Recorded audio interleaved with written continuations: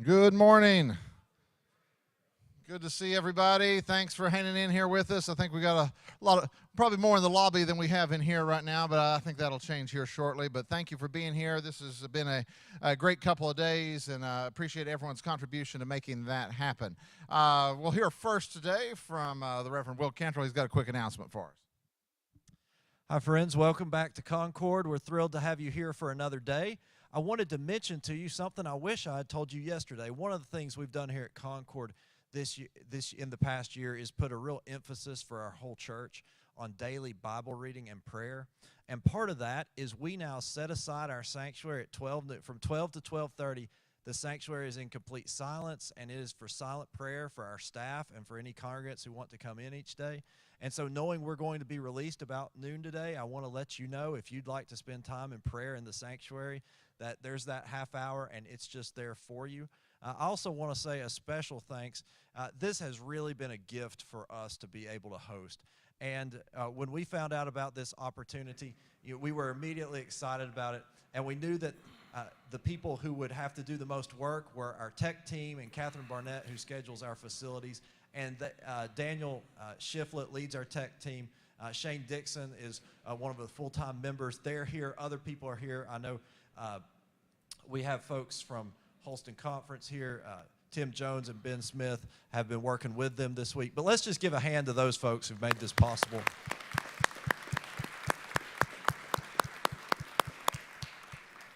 And also just, we want to say thank you to each of you for taking the time to come. I'm reminded when I get to go around and talk in this setting that, ministry is a gift. And it's not one any of us deserve. It's not one any of us have earned, though we've worked hard to develop the gift. It's just a gift to be in ministry together. And in times that have some unprecedented challenges, it's still a gift. And it's one of the greatest we could imagine. So thank you for pursuing that gift and being that gift for the people of your churches. And now I think we have a gift for some lucky winners. It's time to draw. Again, let's see who we got. We got some more books. All right.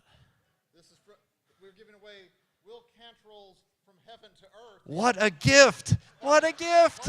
Oh, my goodness. And 22 United Methodist leaders discuss the future of the church. And I think You're on that one. Will Cantrell wrote an article for that one. Yeah, all right. Who gets this? All right. The lucky winner is Linda Rosar. Oh, my goodness. Oh, my goodness. This could lead to a lifetime of regret. Let's see what else we got. All right. Natalie Justice. Natalie Justice. Oh, boy. We're going to find out who else is not here. Yes. She and Linda are going to have some stories to tell one another. All right. Pull out Charles Maynard if you need to. Just give it to him. Adam Love. We drew his name Yesterday. All right. Maybe some Adam Love attended 0 sessions. some ballot box stuffing, maybe. Wayne Davis. All right, hey.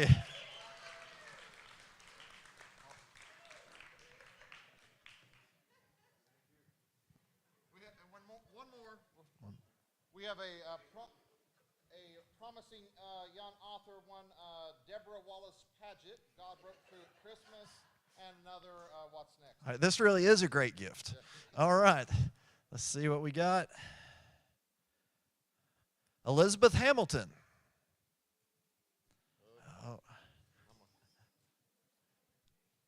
And Tim Paul. there we are. There we go.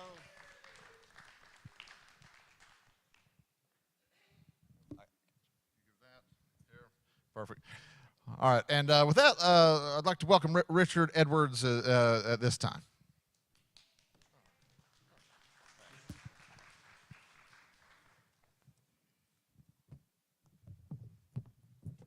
Good morning. It's a joy to welcome our first speaker this morning, Reverend Charles Maynard. He's been a generous friend and a mentor to many of us. He's helped us to really understand and appreciate the power of story to shape lives and to change lives. He's made us smile and laugh many times. He's helped us to think and also to rethink how we do certain things. He's a very natural encourager, and he has the gift of expressing gratitude very well. A true friend of the Smokies, an advocate for storytellers far and wide, an evangelist for camping, a pastor, a preacher, a coach, a hiker, a writer, a district superintendent. It's said that his talents were first widely recognized one cold December night atop Signal Mountain, Tennessee, where as a teenager he played a leading and a somewhat surprising role in one of the most interesting drive-by nativity scenes in the history of Southern Appalachia. It is still talked about 50 years later.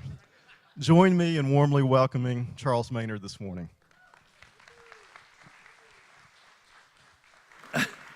Thanks. I've got it. Good morning. You play Mary one time in a nativity scene, and that's all anybody remembers about you, so be careful. I've been at this that we've been talking about for a long time. I was first serving, the first place I served was Smith Chapel, 1 mile from Emory Henry's campus. I was a student pastor there. First thing I'd ever done, an 18-year-old freshman at Emory Henry. They kept saying to me, "Oh, preacher, we want a youth group. So I enlisted some of my friends on campus, and Sunday afternoons we would go out and have a youth group at Smith Chapel. Now, youth to this church was anywhere from kindergarten to senior in high school. So we had all of these kids showing up out of the neighborhood, being at this little one-room church. One room is the important part of this story. So, the women in the church, very excited that this was occurring, and so they brought Kool-Aid and cookies. Gallons of Kool-Aid. So that we were able during the afternoon to fill these children with lots of Kool-Aid in the one room that we had. So you can see where this is going. Inevitably, we got to the point that I gotta go. And the only place to go was behind Smith Chapel under the oaks, which the boys didn't seem to mind. In fact, sometimes we had to make sure they got behind the building and went behind the oaks. But it was not popular among others. So, in my youthful exuberance, I engaged in my first building project in a church. And I brought up the fact that we needed a restroom. We needed somewhere for these kids to go. You would have thought I had said, why don't we tear the building down and start over? It was the most contentious administrative council meeting I had ever experienced, and I hadn't experienced that many at that point, but they went around and around and around talking about this. But the deal was at Smith Chapel that you were allowed to have a discussion, but Mrs. Smith of Smith Chapel got the last word. So I wasn't really sure why we went through the charade of having the meeting, but we did. We got down to it, and Mrs. Smith said, this building was built in 1887. We have never had an outhouse here, and we're not going to now. And one of the members had some refreshments before he came that had just been enough to help him forget Mrs. Smith got the last word. And Mrs. Smith pronounced, we've never had one of these. We're never going to have one. He spoke up and said, yeah, but I bet you there's times you wish we'd had one. Well, everybody in the group remembered a time of being in church and needing to go to the bathroom. Everybody did, including Mrs. Smith. And they all got tickled, including her. So, the vote was we would use John Duncan's used outhouse So on the 4th of July, when everybody was off, we went over to John's. We dumped the outhouse over onto a trailer. We drug it all the way over to Smith Chapel, where all of us stood and dug a hole and put it on top. And that was my first church building program. It happened in the summer. Some of my dear friends came that fall, and I told them the story of my first church building project, a used outhouse. And interestingly enough, the next Sunday after the students arrived, a sign appeared on the outhouse that said Charles Maynard Memorial Annex. So not only did I have my first project, but it got named for me as well. I just say that generosity comes in many different ways. And sometimes you don't see how it's going to come and show up. I want to start with the assumption of where we ended last night. Where in 1 Chronicles it says, "Who am I and who are my people that we should be able to offer so willingly? Since everything comes from you, we have given you that which comes from your own hand." So what I want to talk to you about this morning is what every nonprofit and university development office hopes you don't know.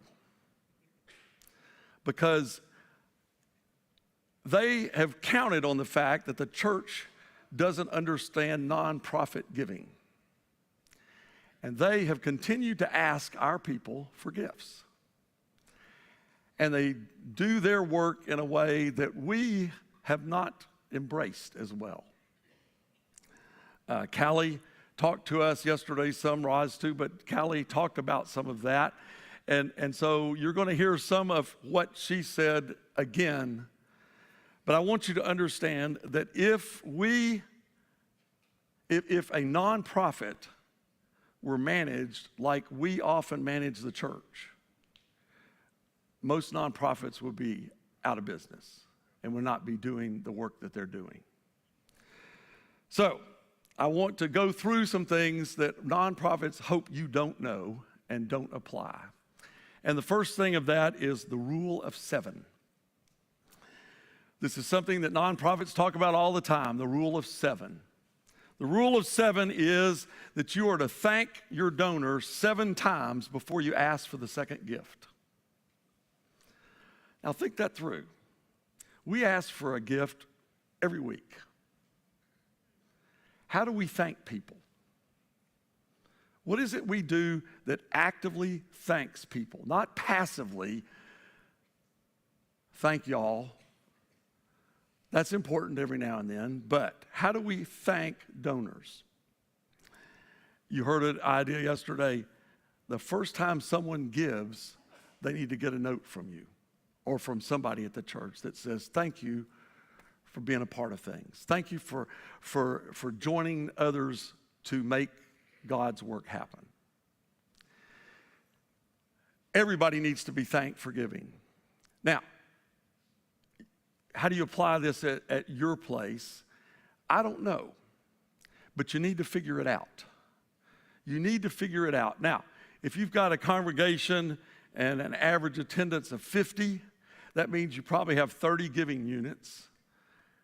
You can spread 30 notes out over 6 months, and you're not spending a lot of time doing it. A part of my week, every week, is to sit down and to write thank you notes. It's on my calendar. I sit down and do it. I have certain notes literally written out or in my mind that I don't have to think about it. If you have to think about what you're going to say, when you're going to do it, then it won't get done. It'll get put on the list. It'll get pushed down to quadrant 4. You know, you'll just never get around to it. It won't be important. It won't be urgent. I can write those notes anytime. It needs to push up. It needs to come higher on your to-do list to figure out how to thank people. You can come up with a system. You can do it alphabetically. You can do it however you want to. The point is, come up with a system to thank people. You don't even have to know how much they gave. You just need to know that they gave and that it's time to thank them. At the Carter Center, everybody that gives a gift gets a note immediately signed by Jimmy Carter. Every gift over $1,000, which, by the way, I think is a small number in a large nonprofit, but $1,000 a year, everybody who does that, Jimmy Carter personally calls that person and thanks them. Now think through that. That's a nonprofit that knows how to thank people. And then they work out things during the year for donors to come to, that they are sent packets of information. All of that is sent to every donor. If you want to know how best to thank people, look at what your college sends you when you make a gift. Look at what St. Jude sends. Look at other nonprofits out there, and you'll get great ideas of how to thank people. You can also thank people in newsletters. You can thank them by email. You can thank them. There are lots of ways to thank people other than a note. But what you will find is that your note will be the thing that generates conversation. I got your note, preacher. Thank you so much.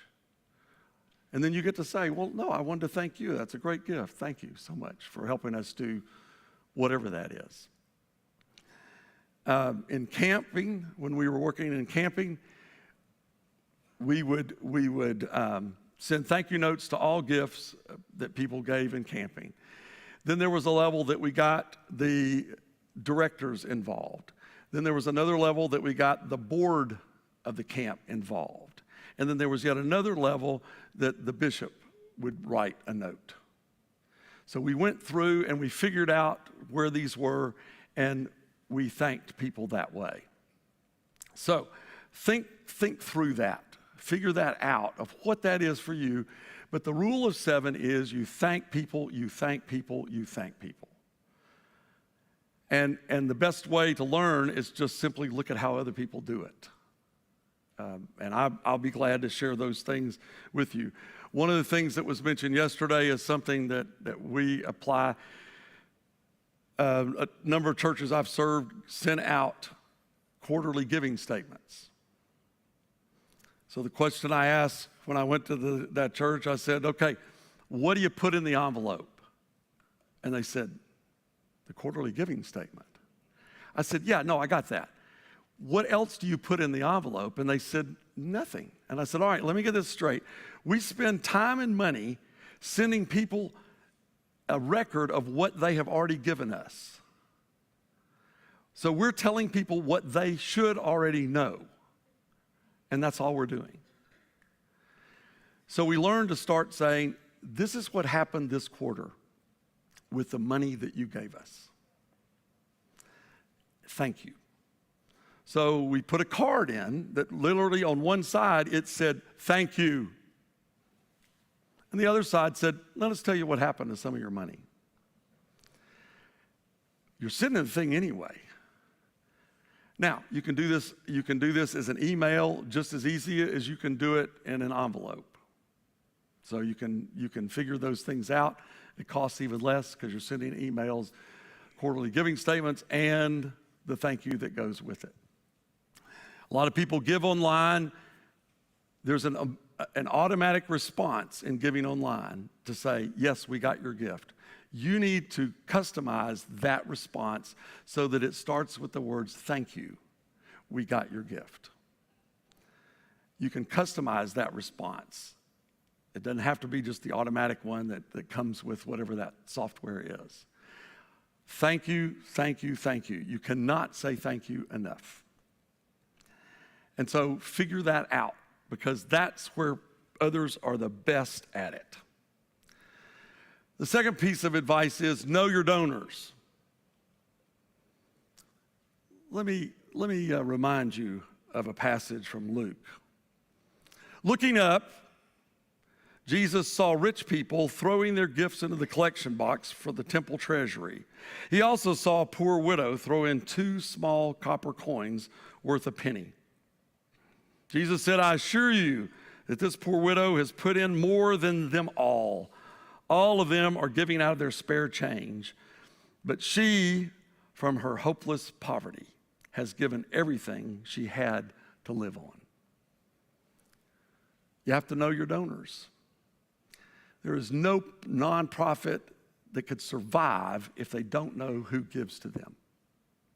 Now, we talked about this yesterday. You can get into arguments as to whether you should know how much people give and everything. Again, figure it out. This is important. If you don't want to know, and if they don't want you to know how much, then you at least need to know who. Who is giving? And then take that, and that goes back to point 1, then thank them. But you can't know who the widow is if you don't know what people give. There are people giving to your church sacrificially out of a Social Security check. But if you don't know it, how do you get to be grateful for that? You see, it's not about the amount. It's about the faithful generosity that people have. And it comes in all amounts. This is not just about big gifts.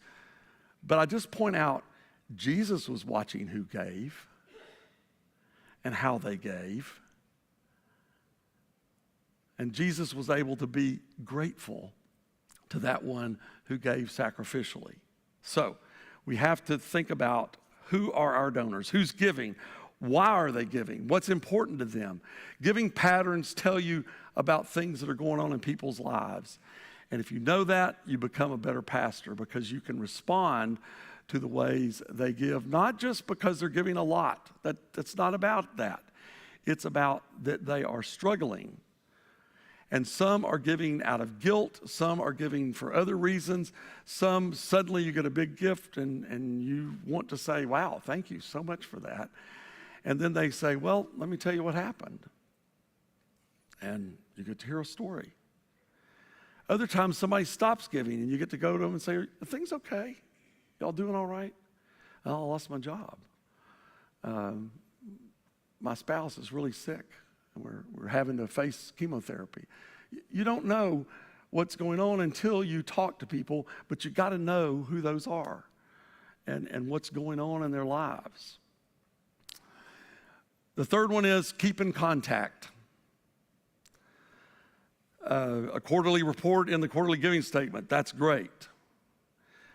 We oversupply information, I always have done this, to finance committees. They get to have all the information and more because people gossip. People talk. And if they're going to talk, give them something to talk about. Give them something good to talk about. And say, oh, you'll never believe what's happening in mission here because of the generosity of our congregation. So keep people informed. And then a year-end report that we talked about yesterday is just a great idea. Here's what's happened this past year because of what you gave. Just checking in.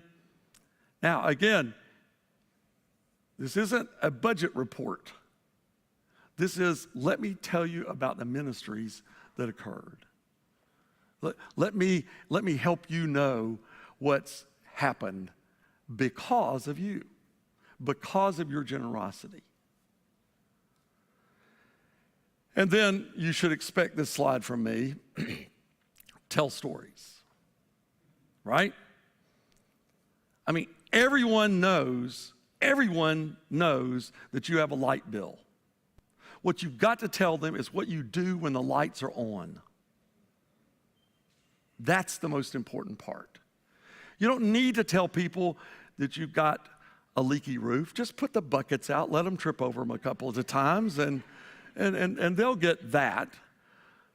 What you need to tell them is what you're doing to bring people in out of that weather and feed them and care for them. You've got to tell the stories. Every intelligent donor knows you've got utility bills, leaky roofs, routine maintenance. Everybody knows that. We've got to move people away from supporting a budget. In fact, during your stewardship campaign, you should never mention the word budget. It is just not relevant. A budget, that's like saying, hey, this is a great novel. Let me show you an outline. Who would do that? Read the novel. Tell the story. Listen to the story.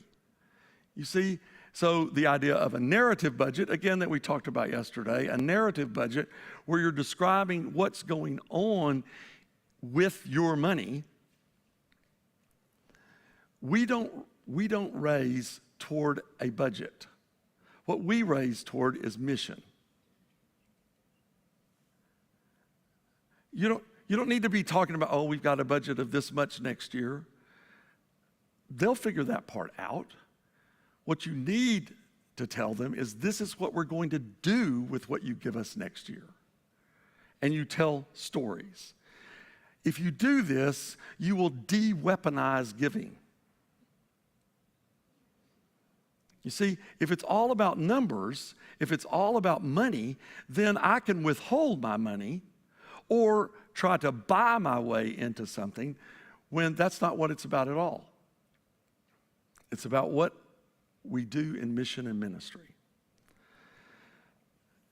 At Camp Dickinson, a number of years ago, we were about to do a capital campaign. And we got some lay people together, some clergy and lay people together to talk about what we were going to try to be doing at Camp Dickinson. And we talked about the things we were going to do with children, the way retreats could happen. We talked about all that. We talked about sharing the love of Christ and the glory of God's creation. Finally, one of the pastors said, well, how much is this going to cost?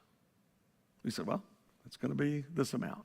He said, nah, that's too much. Our district can't raise that. That's too much.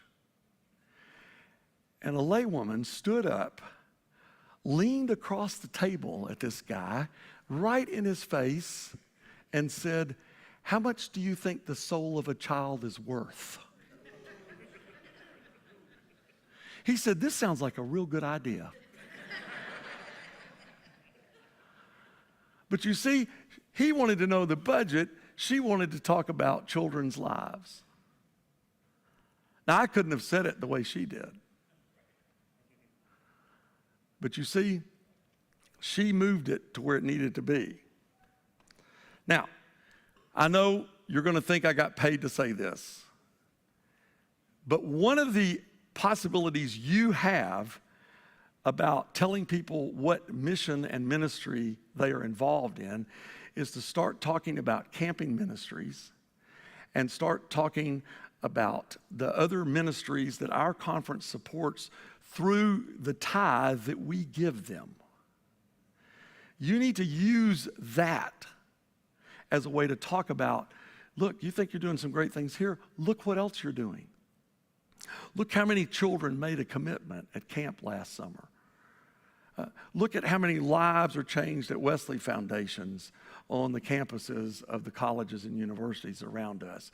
You get to talk about that. You get to talk about where district askings are being used in your district in mission and in ministry.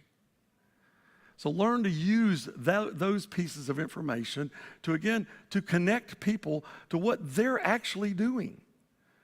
You're not having to convince them to do it. They're already doing these things. What you're trying to say is, this is what you're doing. And look at the difference it's making. Look at what we're doing. What you need to learn to do is give everybody a seed catalog. Okay? Have you ever looked through a seed catalog? What are you buying? Seeds. Nobody shows you a picture of seeds in a seed catalog, right? You get these nice, juicy tomatoes. You get these gorgeous daisies. You get whatever. That's what you see in a seed catalog.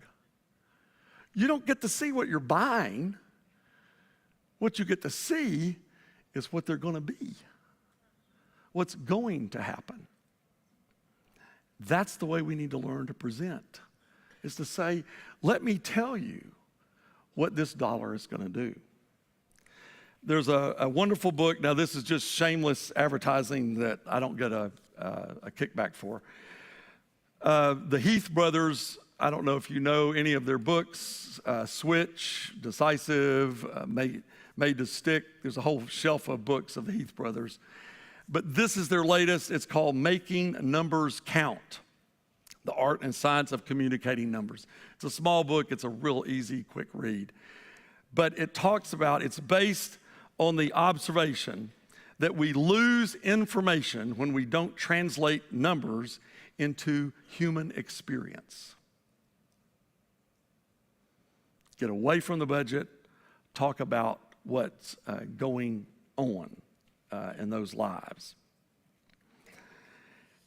And then the next one is be transparent. Some people put reports in their bulletin weekly, which is great as long as it's helpful information. If it's not helpful information, then just you're wasting ink and time. If you're putting what you received last week and putting it next to the number what you, quote, need to receive, then friends, it's going to be a negative number most of the year until you get to December when you have your best giving month. Okay?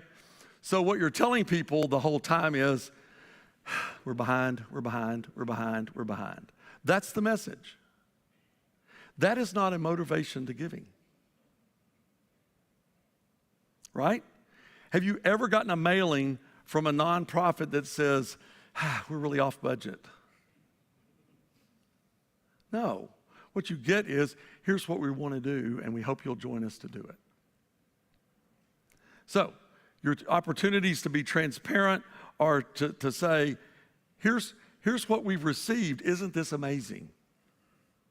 You don't need to compare it to 1/52nd of the budget. You don't spend that way. You don't spend in 52 equal amounts throughout the year. You shouldn't, that figure is not helpful at all. What you do need to be able to say in those reports is, here's what happened this week because of you. We got this much last week, and here's what happened. Scarcity is just never a motivator, ever. People want to join a success. They want to be part of something that's moving along. They don't want to be a part of a sinking ship. And so that negative number gets you nowhere.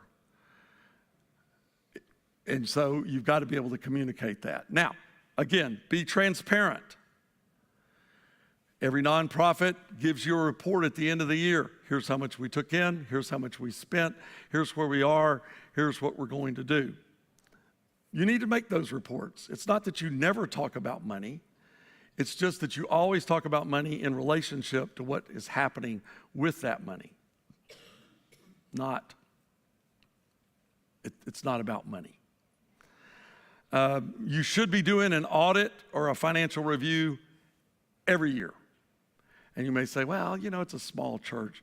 And I can just give you, several experiences that I've had when I was on the district of small churches where people walked away with literally thousands and thousands of dollars, trusted treasurers and trusted other people that wrecked that church because nobody took the time to go through and make sure that everything was okay.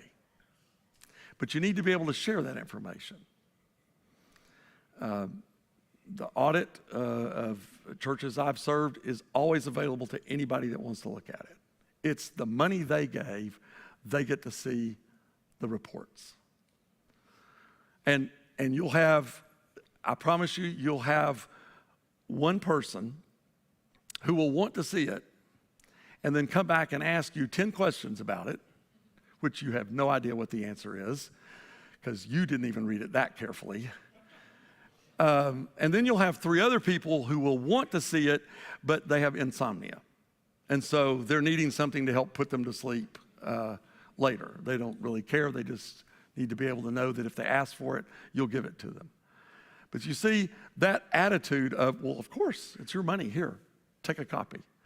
Whatever the report is. Secrets never get you anywhere in giving. So now, here's one thing you'll hear. Preacher, we can't tell people how much money we have. They'll quit giving.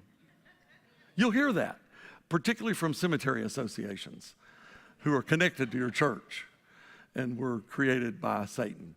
My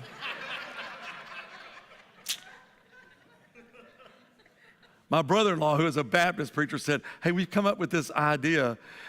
We're gonna get and start a cemetery and make money off that. And I said, I love you, Greg, but let me help you understand. There's a sign for people like you. It's called, abandon hope, all ye who enter here. It's just a horrible idea. And then I explained to him why it was. He goes, thanks, I'm so glad that you told me that because I thought it was a good idea. No, it is not. But what I'm getting at is if somebody comes and asks you about finances, give them the answer.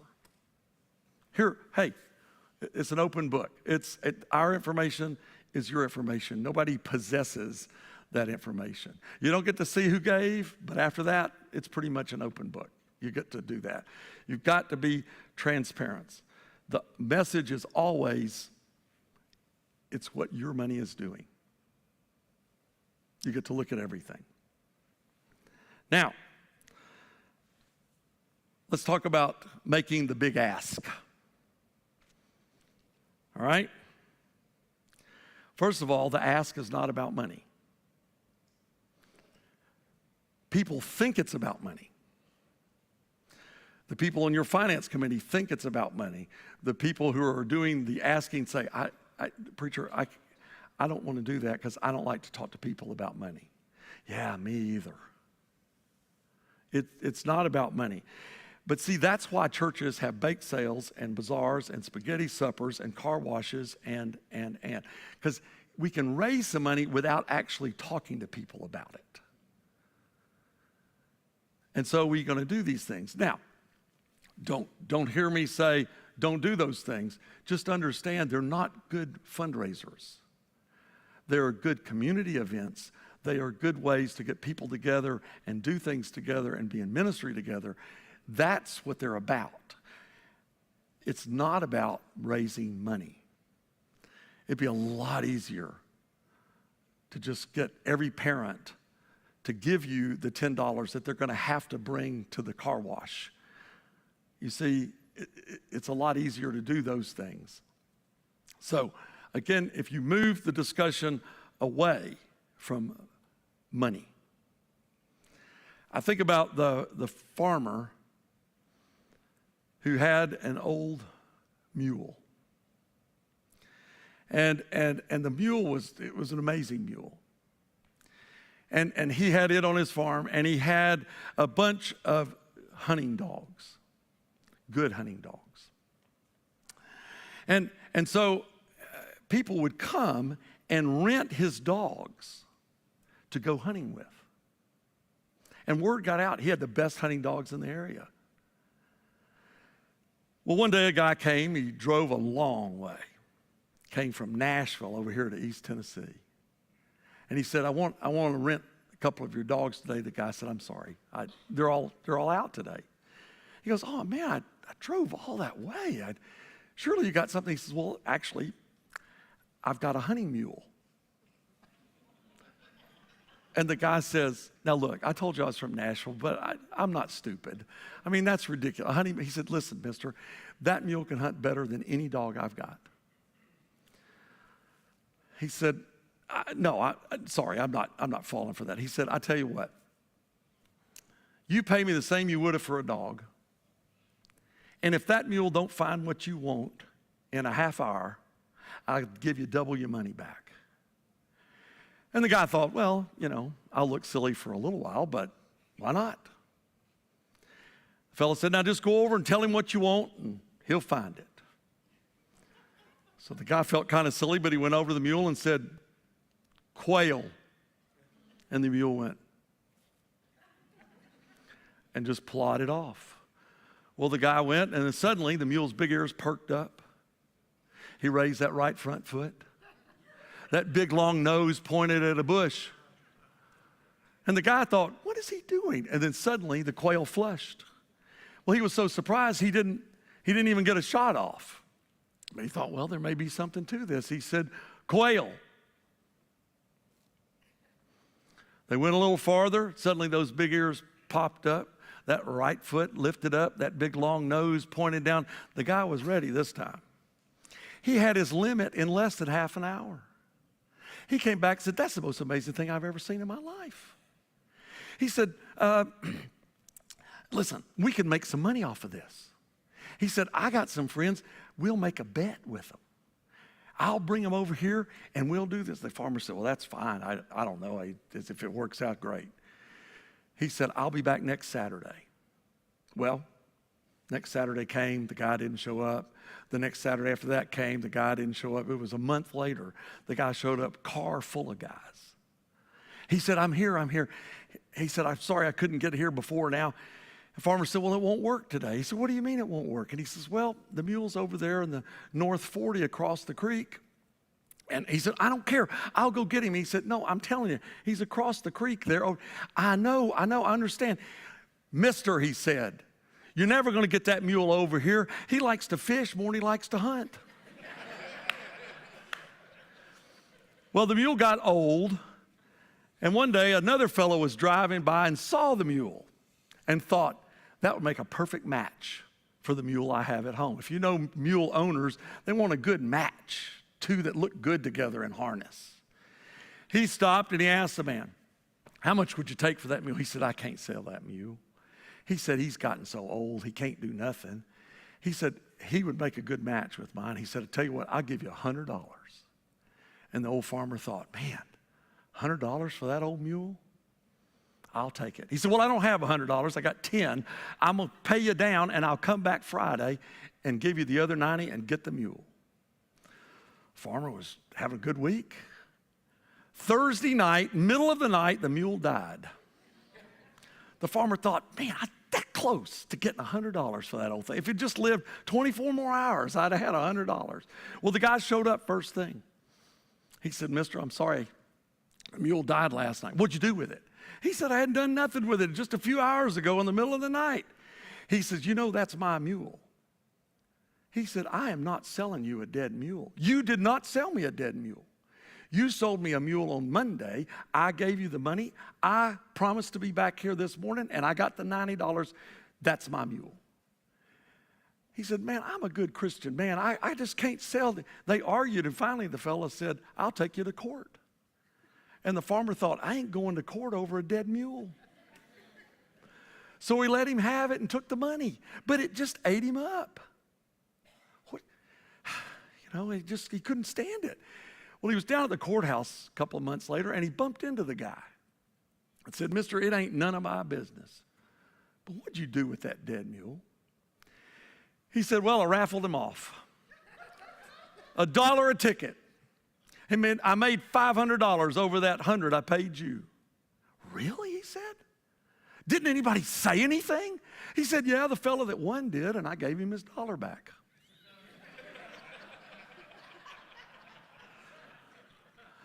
That's not the kind of fundraising we want to be involved in, all right? But you know as well as I do, we've sold a lot of dead mules over the years. Stay away from it. All right, I want you to take a moment, write down on a piece of paper or scrap, you can type it into your device, whatever you want to do. What is the largest gift, monetary gift, that you have ever given away at one time? I'm not going to ask you to shout this out. You're just going to write this down just for yourself. What is it? What's the largest gift you've ever given away at one time? You got it? Now, beside where you wrote that number, write down in a word, a short phrase, how it made you feel.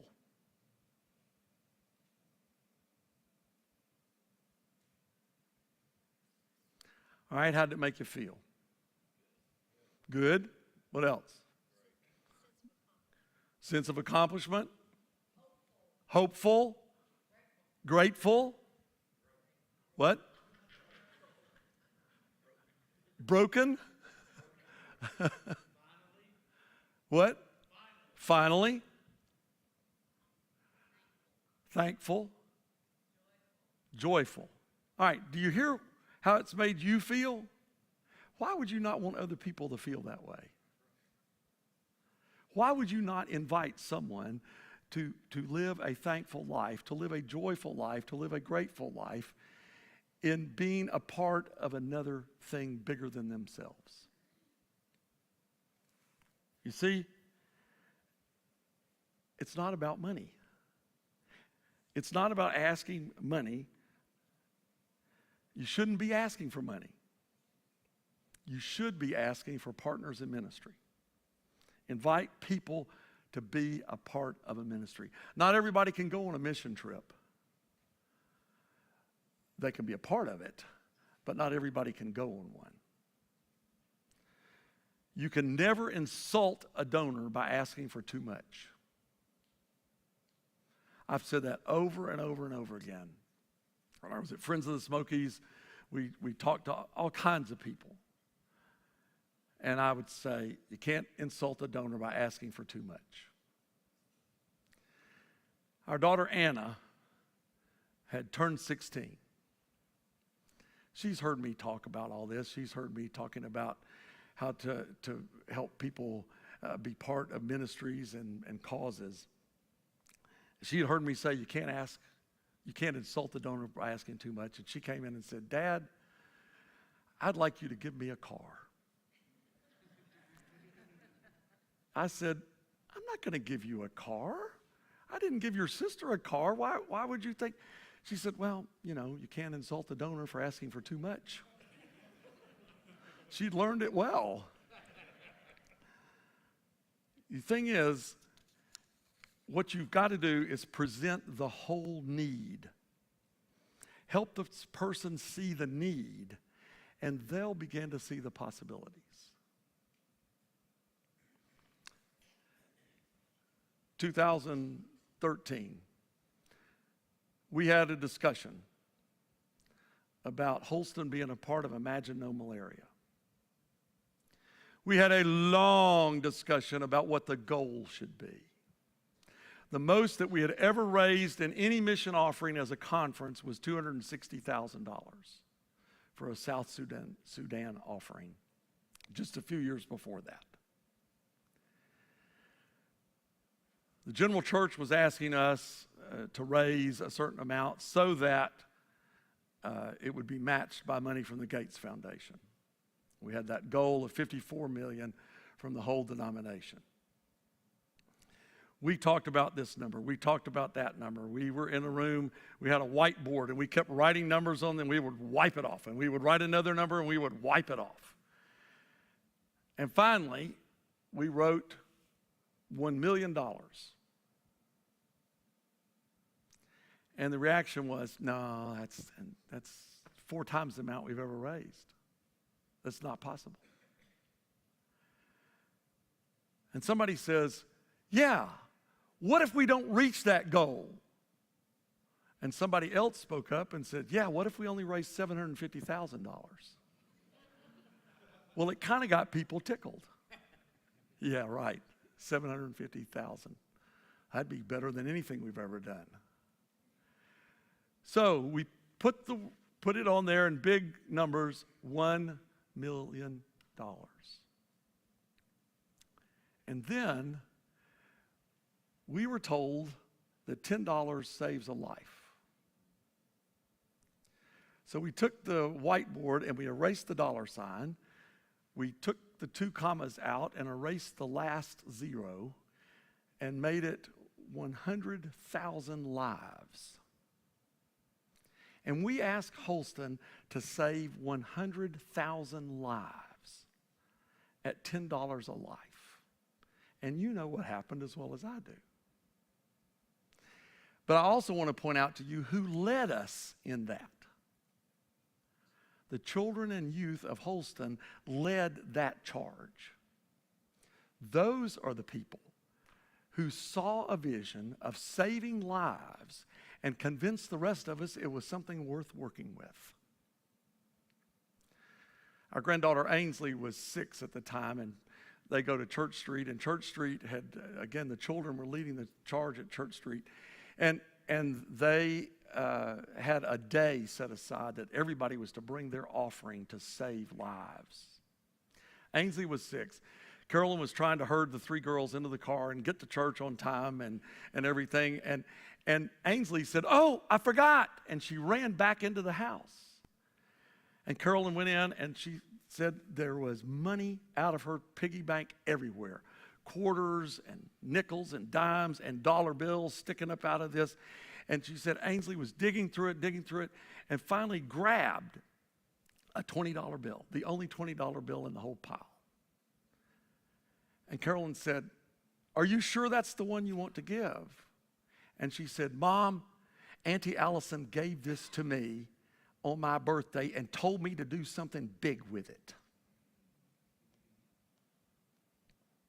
She got what this was about.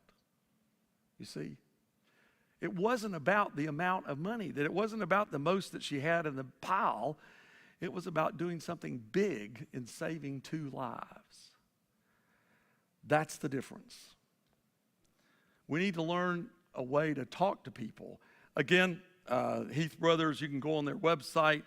They've got tons and tons of resources, but there's one called 6 Tips for Giving a Great Elevator Pitch.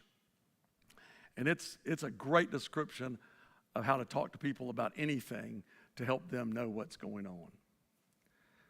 We need to learn to talk to everyone about being a part of ministry. Everyone. Do you hear what I'm saying to you?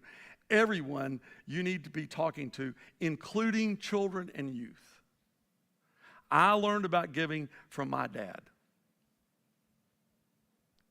I learned about giving from the people that were around me.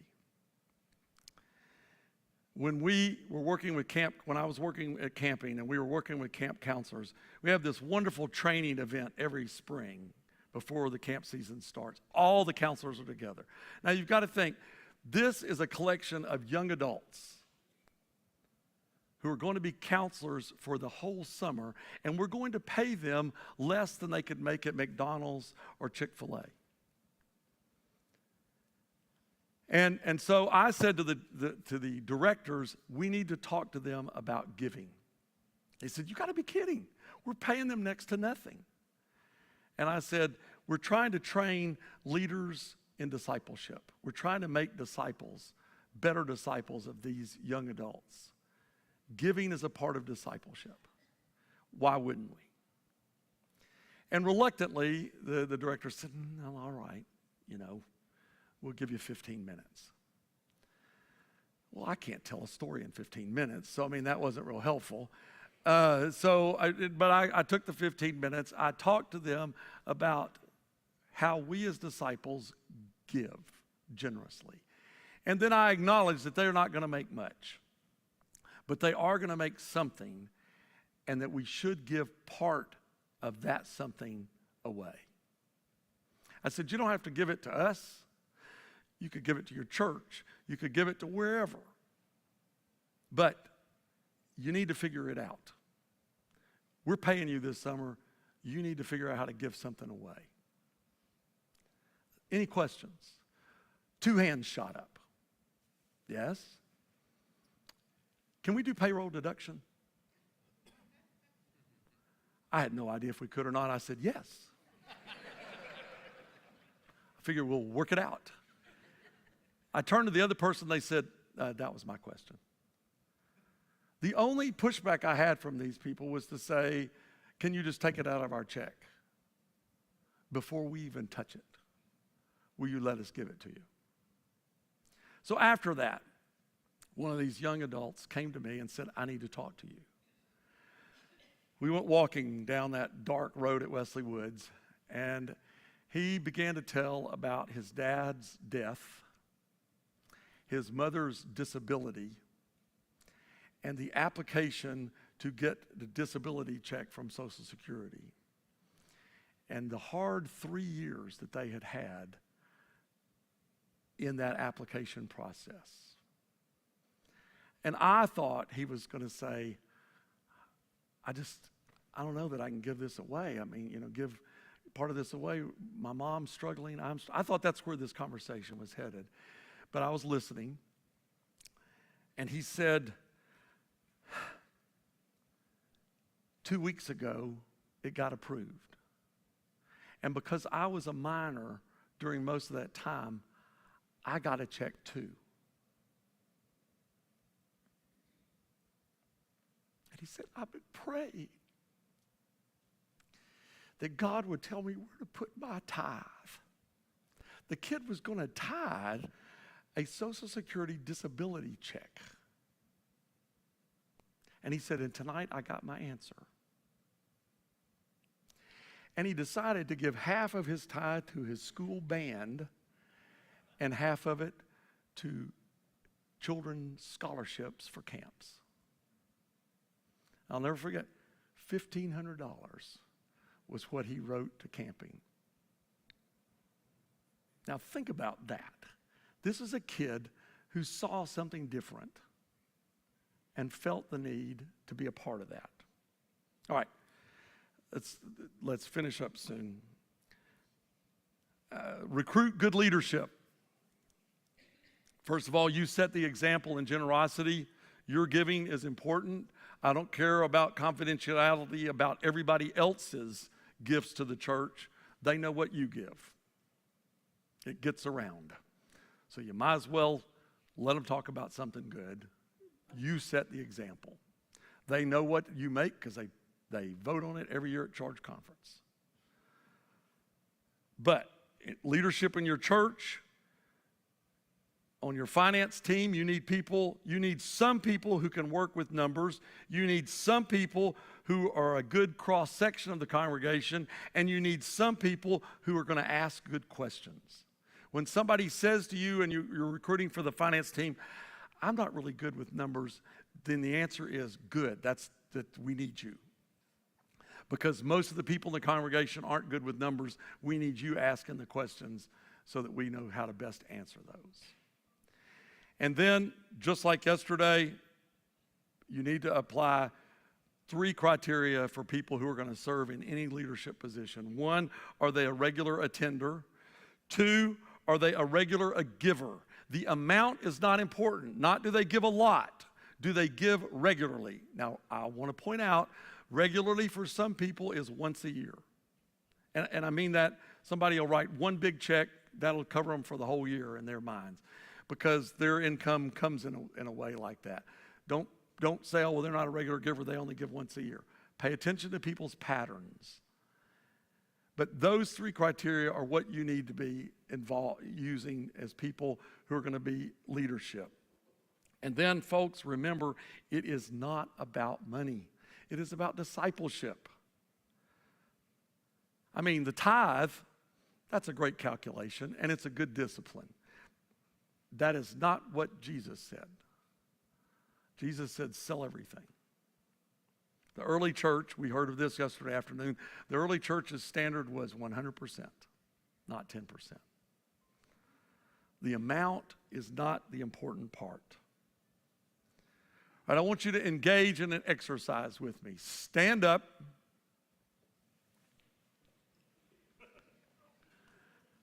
And Nathan Malone, would you lead us in the doxology, please? From whom all blessings flow, praise him, all creatures here below. Praise him above, ye heavenly hosts. Praise Father, Son, and Holy Ghost. Amen.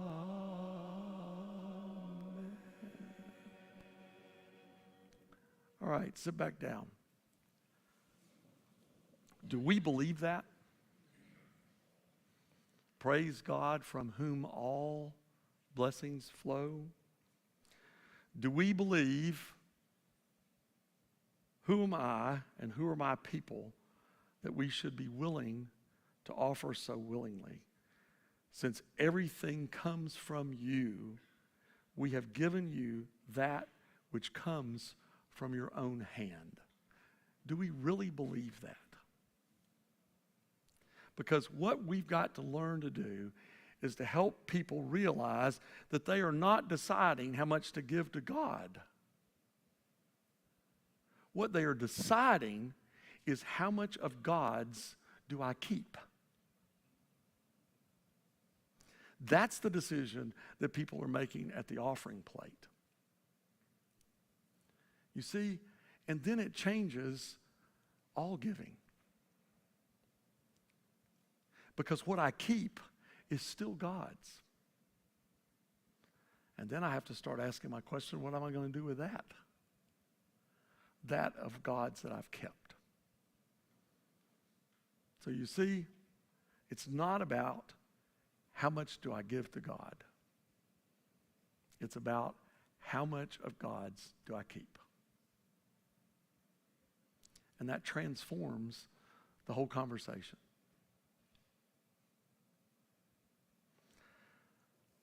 Our grandson, Levi, is 10. He has income streams. I don't know how the kid has the amount of money he has. But he was working through it the other day, and Anna said that he was making some stacks. He had birthday money, got money from his birthday and that kind of thing. And he said, well, I'm going to give this much there was something that was being raised at school. I'm going to give this to the school. And I'm going to keep this. And I don't know, I think he had like $60.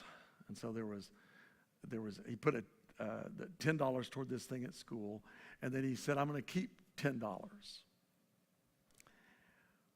Left $40 left, and Anna said, well, what are you going to do with this? And he said, I'm just going to give that to the church. And she said, well, don't you want to keep some more for yourself? And he said, Mom, I got everything I need.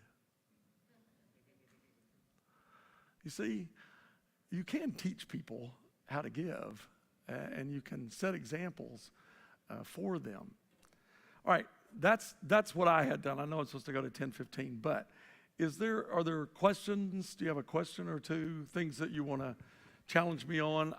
I'm well aware that of the 5 speakers, I'm the only one that's not an expert, because you all know an expert is somebody who lives or who is speaking more than 50 miles away from home.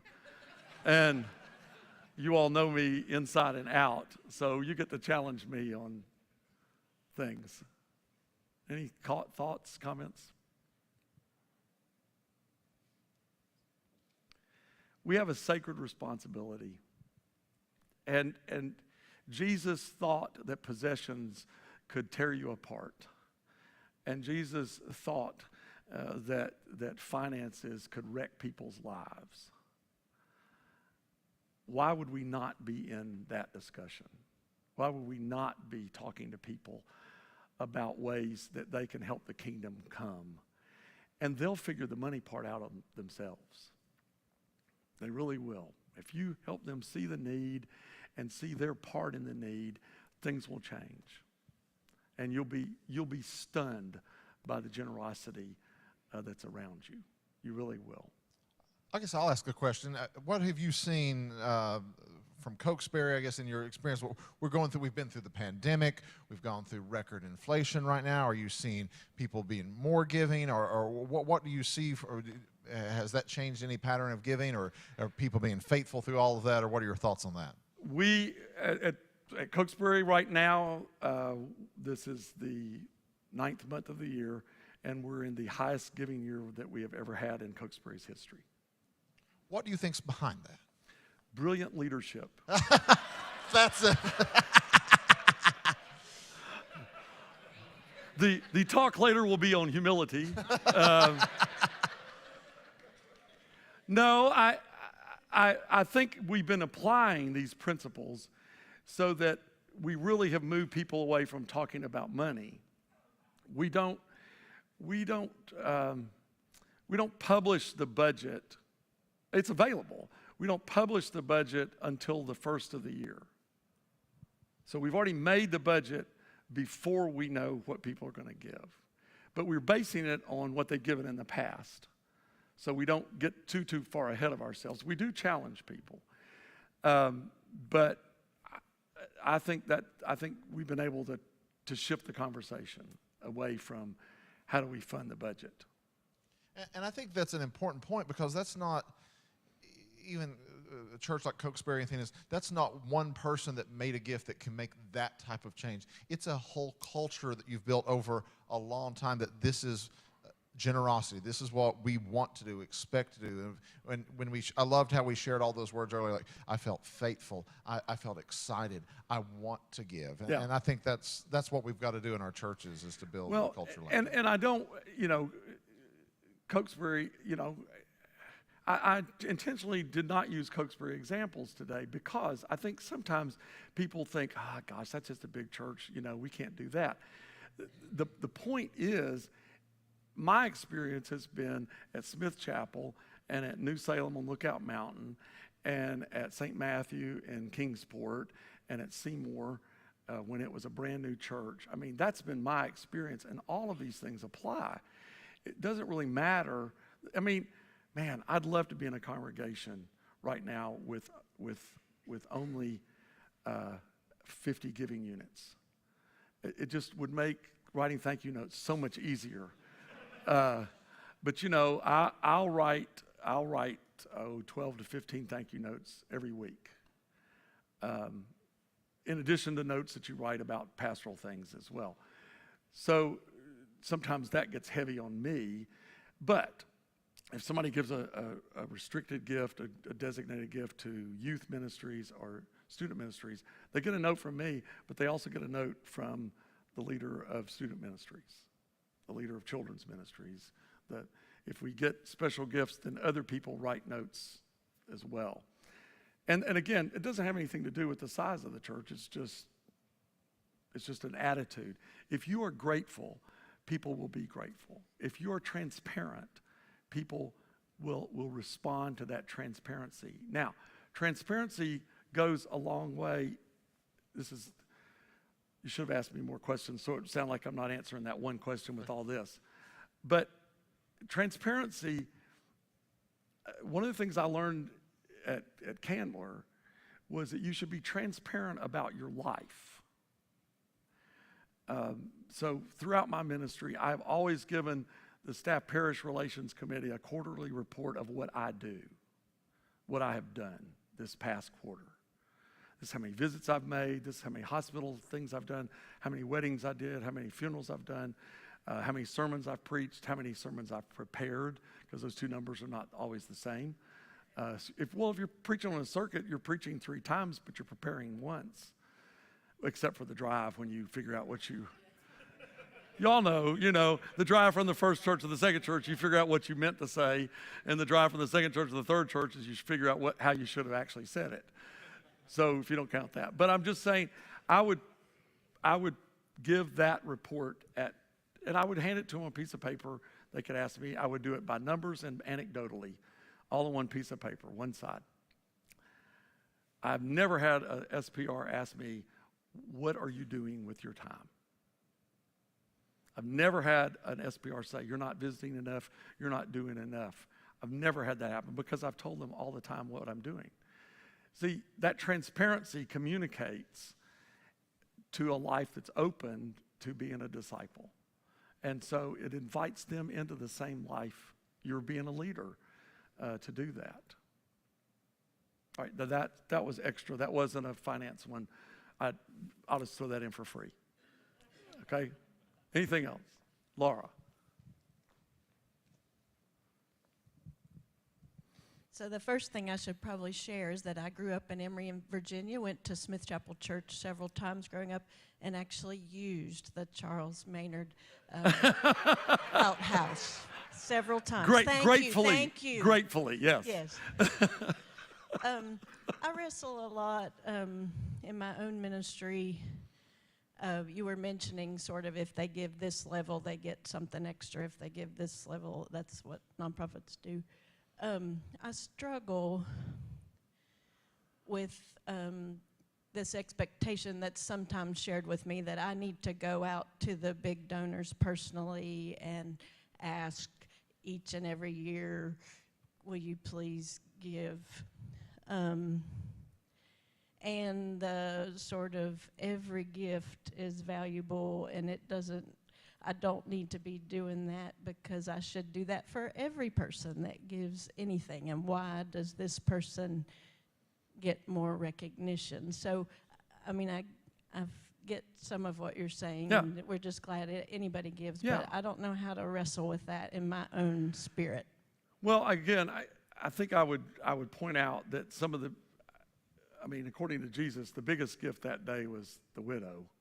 So I think she needs a visit, to be grateful for that gift. So I mean, yes, that is true about nonprofits, universities, that there's that level of giving and everything. I don't think we have that possibility for us. I think we have to do that. Now, that we have to be communicating to everybody in good ways. That being said, there are people who have questions and want to know more. And oftentimes it's the people who are in scarcity that have the most questions. It's usually not the largest donors that want to throw their weight around. Usually it's not. And it's usually not them that want the right answers. They already trust you, or they wouldn't have given the big gift. It's other people that are struggling, and I think they're probably the ones that need the attention, the visit to say, I know you've got some questions about this. Let's talk about this. What are your questions, and how can we answer those? So I don't think and also think about it, you all. I mean, most of our churches are not huge nonprofits. It's a small group of people. It's a finite group of people, and we've got abilities to talk to a lot of people throughout the year. But again, if you don't have a plan about how you do that throughout the year, and again, communicate well on Sundays, communicate every opportunity you have, help people know what's happening. Your dollar's at work kind of a thing. All right. Can we show Charles our appreciation and thanks for him sharing? Thank you all.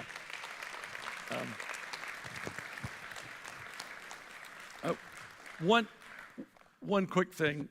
There's this great book, I don't know if y'all seen it recently, it's called Money Talks. I would recommend that. Clayton Smith's Propel. Clayton was executive pastor at Church of the Resurrection. This is a fun kind of notebooky approach. A friend of mine, Sarah Matthews, was the author of that. So these are all, there are tons of things out there that are available. And then this is a packet from Carter Center. Look at what other people are doing. Not that you should do that. It just gives you ideas. It just gives you, that's an interesting way of presenting that. So just always look at what other people are doing. Okay. All right, you're going to draw here for us. this. We've got two books, Tidings of Comfort and Joy, and the Storyteller looks at the parables here, along with an Amazon gift card. So we're going to give out Well, the gift card's worth something. Okay.